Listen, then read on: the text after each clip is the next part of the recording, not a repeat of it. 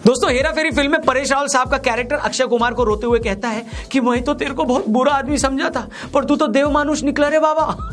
जब से 2025 का बजट आया है, पूरा मिडिल क्लास निर्मला ताई को लेकर भी यही बोल रहा है। निर्मला ताई ने एक झटके में करोड़ों सैलरीड क्लास के लोगों को इतने पैसे दे दिए हैं जितना तो उन बेचारों का इस बार इंक्रीमेंट नहीं होना था। कुछ लोग तो इस सेविंग से इतने एक्साइटेड हो गए कि उन्होंने प्रॉपर्टी डीलरों को फोन लगाकर बुर्ज खलीफा के रेट पूछने शुरू कर दिए। प्रॉपर्टी डीलर पूछ रहा है कि सर बुर्ज खलीफा पे फ्लैट चाहिए, और ये लोग बोल रहे नहीं, पूरा बुर्ज खलीफा बताओ कितने का लगाओगे। कुछ लोग तो शहबाज शरीफ को डीएम करके बोल रहे हैं कि चचा आपने घबराना नहीं है, कुछ पैसे चाहिए तो मुझे बोल देना। मतलब निर्मला ताई ने क्या ही कर दिया समझ नहीं आ रहा है। मतलब अगर आप 1 लाख रुपया महीना भी कमाते हैं तो आपको टैक्स नहीं देना होगा कोई, यानी 12 लाख वालों को कोई टैक्स ही नहीं देना होगा। एक वक्त था जब 12 लाख कमाने वालों से इतना टैक्स वसूल लिया जाता था कि उन लोगों को बेचारों को रेड लाइट पर चार्जर बेचकर अपने बच्चों को चाउमीन खिलाना पड़ता था, पैसे ही नहीं बचते थे। और 12 लाख तक की टैक्स छूटी नहीं, ऊपर से 75,000 रुपए का स्टैंडर्ड डिडक्शन तो है ही। मतलब 13.25 लाख रुपए वालों को कोई पैसा ही नहीं देना होगा। इससे पहले कि मैं पुराने और नए टैक्स स्लैब का कंपैरिजन करूं, आप मोटा मोटी ये समझ लीजिए कि अगर आपकी एनुअल सैलरी 8 लाख रुपए साल की है, यानी 65,000 रुपए महीना है, तो आपके हर साल 30,000 रुपए बच सकते हैं। अगर आपका पैकेज 9 लाख है तो साल के 40,000 बचेंगे, 10 लाख है तो 50,000, 11 लाख है तो 65,000, 12 लाख है तो 80,000, 18 लाख है तो 70,000 और 25 लाख है तो साल का 1,10,000 रुपए बचेगा। मोटा मोटी जिन लोगों की सैलरी 50-60 हजार से 2 लाख रुपए महीना है, उनके अगले साल से सिर्फ टैक्स के एक महीने में 3,000 से लेकर 10-11 हजार बच सकते हैं। मतलब जितना इस सैलरी पर एक बंदे का साल का इंक्रीमेंट नहीं होता, उतना पैसा तो आप टैक्स में बचा लेंगे। दूसरे शब्दों में कहूं तो मार्च अप्रैल वाले इंक्रीमेंट से पहले ही सैलरीड क्लास का एक इंक्रीमेंट तो गवर्नमेंट ने कर दिया है। अब आप चाहो तो पहले इसी बात पर आधा घंटा भंगड़ा डाल सकते हो, क्योंकि ये वही मिडिल क्लास है जिसको वित्त मंत्री से सबसे ज्यादा शिकायत थी। वो बेचारा यानी मिडिल क्लास यही सोच रहा था कि सरकार या तो बड़े बड़े बिजनेसमैन की परवाह करती है या उन गरीबों की परवाह करती है जो उनके वोट बैंक है। हमें क्या मिलता है हर बजट में? घंटा। लेकिन ऐसा लगता है कि प्रयागराज में लगे महाकुंभ का असर निर्मला ताई पर भी हुआ है। उन्हें भी लगा कि महाकुंभ के इस सीजन में हम भी मिडिल क्लास को टैक्स में बड़ी छूट देकर अपने कुछ पाप धो सकते हैं। मगर इससे पहले कि मैं आपको डिटेल में बताऊं कि इस बार टैक्स स्लैब में क्या क्या बदलाव हुए हैं और आपसे जुड़ी ऐसी कौन सी चीजें जो सरकार, दोस्तों बात यह है कि जैसे ये बजट सामने आया है, पूरा विपक्ष ये बोलकर इस बजट का विरोध कर रहा है कि ये बजट तो बेरोजगारी बढ़ाने वाला है। जब हमने पूछा कि बेरोजगारी कैसे, तो उनका जवाब था कि इस बजट में सरकार ने मिडिल क्लास को इतना कुछ दे दिया है कि अब विपक्ष के पास बोलने के लिए कुछ बचा ही नहीं है और विपक्ष बेरोजगार हो गया है। फिर से हम टैक्स की बात करें तो हमने आपको ये बता तो दिया है कि कितनी इनकम वाले का कितना टैक्स बचेगा। अब आपको ये भी बता देते हैं कि दूसरा कमाल सरकार ने किया क्या है। अब से पहले 0 से 3 लाख तक वालों को कोई टैक्स नहीं देना पड़ता था, अब 4 लाख वालों को कोई टैक्स नहीं देना होगा। पहले 5 से 7 लाख वालों को 5% टैक्स देना होता था, अब 4 से 8 लाख वालों के 5% देना होगा। लेकिन सरकार ने इनकम टैक्स के सेक्शन 87A के हिसाब से आपका ये टैक्स भी माफ कर दी। इस तरह से नए टैक्स रिजीम में 8 to 12 लाख की इनकम पर भी 10% टैक्स है, लेकिन सरकार इसे भी 87A के अंडर माफ कर दी। इसलिए ये बोला जा रहा है कि 12 लाख की इनकम पर आपको कोई टैक्स नहीं देना होगा। लेकिन यहां मैं ये भी क्लियर कर दूं, ये छूट सिर्फ नौकरी से मिलने वाली सैलरी पर है। अगर आप शेयर मार्केट या प्रॉपर्टी बेचकर किसी तरह से कैपिटल गेन करते हैं तो वहां फायदा नहीं मिलेगा। लेकिन नए टैक्स स्लैब में सरकार ने 12 से 16 लाख में 15%, 16 से 20 में 20%, 20 से 24 लाख में 25% और 24 लाख से ऊपर 30% टैक्स लगाया है। मतलब जहां अब तक 15 लाख से ऊपर की सैलरी होते ही आपको 30% टैक्स देना पड़ता था, वहीं अब ये लिमिट बढ़ाकर 24 लाख रुपए से ज्यादा यानी 2 लाख रुपए महीने से ज्यादा की हो गई है। अब आप पूछेंगे रौनक भाई ऐसा करने के पीछे सरकार का मकसद क्या था, आखिर अब उसे ये अकल क्यों आई है? तो मैं कहूंगा इसके पीछे 2 रीजन है। एक रीजन तो हमारी इकोनॉमी से जुड़ा हुआ है और दूसरा है पॉलिटिकल रीजन। तो पहले उसी पॉलिटिकल रीजन को मैं समझा देता हूं। तो बात बड़ी सीधी सी है दोस्तों, जून 2024 में जब लोकसभा के रिजल्ट आए और बीजेपी को उतनी सीटें नहीं मिली जितना वो सोच रहे थे कि मिलेंगी, तो खुद बीजेपी के लोगों का यह मानना था कि सैलरीड क्लास या मिडिल क्लास उससे नाराज है, क्योंकि मिडिल क्लास को लगता है कि सरकार हम पर ध्यान ही नहीं देती। अब इसे काउंटर करने के लिए कुछ तो करना था, इसलिए टैक्स में ये इतनी बड़ी रिबेट दी गई है। क्योंकि सरकार को ये बात भी समझ में आ गई कि भाई भले ही इस देश में इनकम टैक्स देने वाले लोग कम हैं और देश की आबादी के मुकाबले इनका परसेंटेज भी छोटा है, लेकिन ये वो लोग हैं जो ओपिनियन मेकर हैं, यही वो लोग हैं जो सोशल मीडिया से लेकर मेन स्ट्रीम मीडिया में सबसे ज्यादा एक्टिव हैं, वहीं पर ये सबसे ज्यादा हल्ला काटते हैं। इसलिए अगर हमने इस क्लास के लिए कुछ अच्छा भी किया तो उसी ओपिनियन को बनाने में मदद भी मिलेगी। दूसरे शब्दों में कहूं तो जो जून में आप लोगों ने 30-40 सीटें कम देकर सरकार को झटका दिया है, आज मिली टैक्स रिबेट उसी झटके का रिवॉर्ड है। अब आते हैं दूसरे रीजन पर, वो पूरी तरह इकोनॉमिक है। दरअसल कुछ टाइम से कंज्यूमर मार्केट में स्लो डाउन है, जिसे मार्केट की भाषा में एफएमसीजी सेक्टर कहते हैं। तो सरकार का आइडिया ये भी था कि जब हम लोगों को ये टैक्स रिबेट देंगे और उनको हर महीने 5 से 10 हज़ार रुपए अगर उनके बचेंगे तो वो बाजार में जाकर ज्यादा खरीदारी करेंगे। तभी आप देखेंगे कि बजट आते ही एफएमसीजी और ऑटो सेक्टर में उछाल आया है, क्योंकि बहुत से लोग हैं जो महीने के बचे इन्हीं 5-7 हज़ार रुपयों से छोटी छोटी गाड़ी की किश्त भी बंधवा लेंगे, बाजार में जाकर वो चीजें खरीदने लगेंगे जो अब तक नहीं खरीद रहे थे। इतना ही नहीं, सरकार ने बहुत सारी ऐसी चीजें भी इस नए बजट में सस्ती कर दी हैं जो वैसे तो सभी खरीदते हैं, मगर मिडिल क्लास इसका सबसे बड़ा मार्केट है। इस बजट के बाद आपके मोबाइल फोन सस्ते हो सकते हैं। इसके अलावा एलईडी टीवी, चमड़े से बना सामान, इलेक्ट्रिक व्हीकल्स, भारत में ही बने कपड़े सब सस्ते हो जाएंगे। मतलब सरकार कह रही है कि बेटा जो तुम्हें 5-6 हज़ार रुपया हमने महीने का दिया है, अब मोबाइल भी सस्ता कर दिया है, टीवी भी सस्ता हो गया, जाओ सिमरन जी लो अपनी जिंदगी।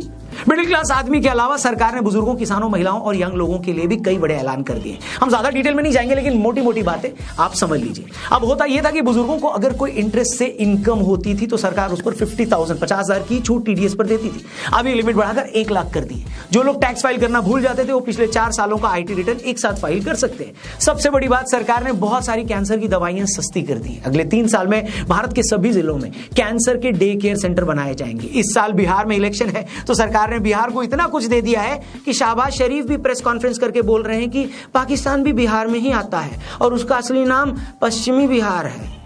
सरकार ने बिहार में national institute of food technology बनाने का ऐलान किया है। बिहार आईआईटी को एक्सपांड करने का भी प्लान है। बिहार को ही ध्यान में रखते हुए एक मखाना बोर्ड भी बना रहे हैं। हालांकि राहुल बाबा कह रहे थे कि मखाना कौन खाता है, बनाना ही था तो चिली पनीर बोर्ड या फिर मलाई चाप बोर्ड बनाया जाता है कि नहीं। इसके अलावा सरकार ने टीडीएस से जो इनकम होती थी उस पर टीडीएस की रिबेट को 6 लाख रुपए तक कर दिया है। किसानों के क्रेडिट कार्ड की लिमिट को 3 लाख से बढ़ाकर 5 लाख कर दिया है। अगर कोई किसान डेयरी और मछली पालन करना चाहता है तो उसे 5 लाख रुपए तक का लोन भी मिलेगा। युवाओं के लिए अगले 5 साल में मेडिकल की 75,000 सीटें बढ़ाई जाएंगी। देश के 23 आईआईटी इंस्टीट्यूट्स में देश में 6500 सीटें बढ़ाई जाएंगी। वहां पर सभी सरकारी मिडिल स्कूलों और प्राथमिक स्वास्थ्य केंद्रों को ब्रॉडबैंड से कनेक्ट किया जाएगा। युवाओं के लिए अगले 5 साल में मेडिकल की 75,000 सीटें बढ़ाई जाएंगी। एमएसएमई के लिए लोन गारंटी की लिमिट को 5 करोड़ से बढ़ाकर 10 करोड़ कर दिया गया है। मुझे पता है आप में से कुछ लोगों का इंटरेस्ट टैक्स स्लैब और टैक्स में मिली रिबेट के अलावा किसी चीज में नहीं होगा, और वो मैं समझ भी सकता हूं क्योंकि हम सब ऐसे ही हैं। लेकिन कभी कभी हमारे लिए एज ए कंटेंट क्रिएटर ये बताना जरूरी हो जाता है ताकि आप सबको पता लगे कि एक बजट कितने लोगों को इंपैक्ट करता है और कैसे ये बजट देश की तस्वीर बदलता है। ओवरऑल जितने भी एक्सपर्ट्स को मैंने अब तक सुना है वो बजट को अच्छा ही बता रहे हैं। बाकी आप लोग बताओ ना दोस्तों, स्पेशली सैलरीड क्लास अगर देख रहा है, हेलो, आप टैक्स में इतनी रिबेट पाकर खुश हैं या आपको लग रहा है नहीं अब भी कोई कमी रह गई है और आप मन में सोच रहे हैं कि यार निर्मला ताई अगर हर महीने 5100 रुपए का शगुन भी हमारे अकाउंट में जमा करा देती तो कितना अच्छा होता है कि नहीं। ऐसे लोगों को मैं यही कहूंगा कि मान जाओ बेटा मान जाओ, निर्मला ताई के दरबार से बड़े दिनों बाद कुछ मिला है और जो मिल रहा है उसे चुपचाप खुशी खुशी ले लो, वरना ताई का मन पलट गया ना तो वो हर टैक्स रिबेट से मिली खुशी पर भी टैक्स लगाकर सारा पैसा वसूल। बढ़िया वीडियो बनाई, एक मस्ती भरे अंदाज में, आपको काफी सारी डिटेल पता लगी होंगी बजट से रिलेटेड। और सच बताऊं तो अब कैरेमल पॉपकॉर्न खा लेंगे ना खाएं? हाँ खा लेंगे, तो पैसा बचा है ना अब तुम्हारे पास तो खा लेंगे। और ये देश के लिए बहुत अच्छा है क्योंकि अब लोगों की जेब में पैसा बचेगा तो वो और ज्यादा बाहर निकल के शॉपिंग करेंगे या मूवीज देखेंगे या कोई किसी को अगर कोई स्कूटी लेनी है, किसी को गाड़ी लेनी तो वो देखो पहले वो पैसा एज अ टैक्स वैसे दे रहे थे कि यार मैं ये जाएगा अब भी सरकार के पास, लेकिन आपका सेव आपको खुश करके जाएगा कि मैं ये खरीदना चाहता था। आपकी जेब से नहीं जा रहा। आपको क्या होता है कि आपको छोटी छोटी इच्छाएं अपनी वैसे कई बार कर लेते हैं खर्चे के चक्कर में, तो वो आप अपनी पूरी करोगे। आप टैक्स नहीं भर रहे, आपने चीजें खरीदी, जो कंपनियां हैं उनकी बिक्री हुई तो उनकी इनकम हुई, वो टैक्स भरेंगे गवर्नमेंट को। तो इस तरीके से है। और ओवरऑल बात करें तो गवर्नमेंट के पास टैक्स जाएगा, लेकिन ये कि एक आम जनता के लिए, मिडिल क्लास के लिए, सैलरीड पर्सन के लिए उनको खुश करके जाएगा, उनके लिए अच्छा है। और सिर्फ 12 लाख तक के लिए नहीं, मैं कहूँगा कोई 20 लाख 30 लाख कमाता है उसके लिए भी अच्छा है, क्योंकि जहां जितना टैक्स बढ़ता है उसका और थोड़ा कम हो जाएगा, कुछ ना कुछ बचेगा ही।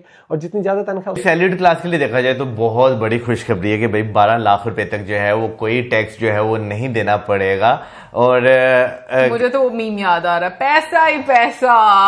वाकई में यार देखें ना कि क्या नाम लेते हैं, लोगों की परचेजिंग पावर जो है वो बढ़ेगी अगर जो है वो टैक्स जो है वो नहीं देना पड़ेगा।